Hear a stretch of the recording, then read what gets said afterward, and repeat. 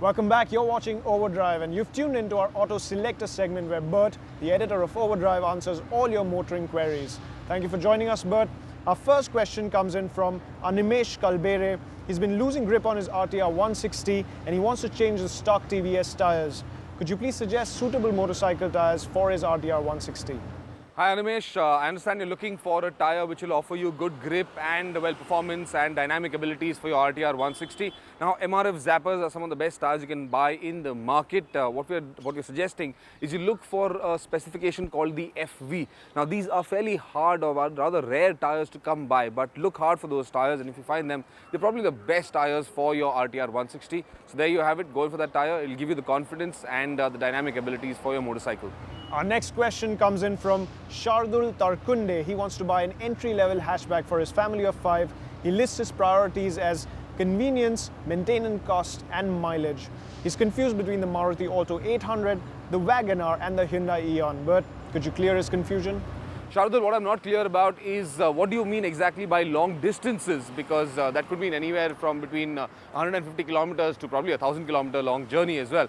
Nonetheless, yes, in the 800 Alto, it will be a little uncomfortable. It will also be uncomfortable in the WagonR, LXi as well as the Eon. Now, my suggestion is if you can stretch your budget by just a little bit more, probably about lakh and a half rupees, you should be able to get yourself the newly launched Hyundai i10, Grand i10.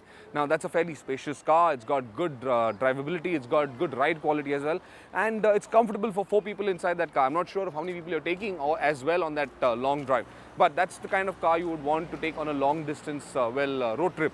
So there you have it. If not for the Grand i10, then my suggestion is, look at the WagonR. It's probably the next best option because it also gives you a CNG kit and, that car is perfectly capable of doing long distance driving as well. Not comfortable, but yes, definitely otherwise capable. Next up, we have a question from Rishi Khandelwal. Now, he drives a 2004 Toyota Corolla and he feels like he wants to buy a new sedan. He likes the new Octavia, but he feels a 1.8-litre automatic is just a bit too expensive for him, and he's not sure of the 1.4 TSI's performance. His other options are the Elantra and the Jetta. So he's got a budget of about 15 to 17 lakh rupees. What should he choose, and should he wait for the updated Corolla and the Elantra?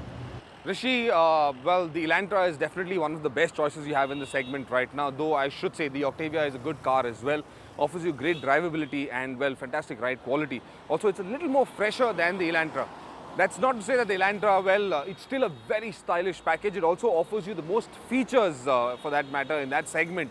There isn't a new Elantra coming out in 2014. Well, we haven't any details on that as yet. But what I do know is that there isn't an Elantra coming out in 2014. However, we do know that the new Corolla is coming out. I've got a small look at what the new Corolla is like. I'd still say stick to either the Octavia or the Elantra. If you're in a rush, go in for either the new Elantra or the Octavia. They're both good choices in this segment. I dare say that the Octavia is something that you will like to drive over longer distances, or even in urban city conditions for that matter. But the Elantra is the one that's definitely more practical, more feature enriched, a lot more luxurious in that sense, and of course, better looking. All right, Bert, our final question comes in from George Thomas, who's interested in buying either a sedan or a compact SUV. He has a budget of about 10 lakh rupees and he shortlisted the Hyundai Verna and the Nissan Terrano, and he wants to know whether there's going to be any new launches in the next 2 years or should he just buy one of these cars. George, both the options that you listed are the Verna and the Terrano. Well, they're quite nice cars, especially in terms of styling, in terms of luxury, comfort. Well, they're both probably the best you can buy in terms of premiumness. However, my suggestion is go in for the Terrano. It's an SUV at the end of the day. Offers you, well, better visibility, offers you better ride quality all over. Also got a fantastic choice of both petrol and diesel engines. Very well comfortable in urban conditions. And of course, there's that SUV feel which gives you sort of that premiumness, or rather that positioning, which definitely can't be replaced by a sedan. So my suggestion is, if you can afford it, go in for the Terrano. It's significantly more expensive than the Verna, but there you have it. The Terrano is something that you would really enjoy.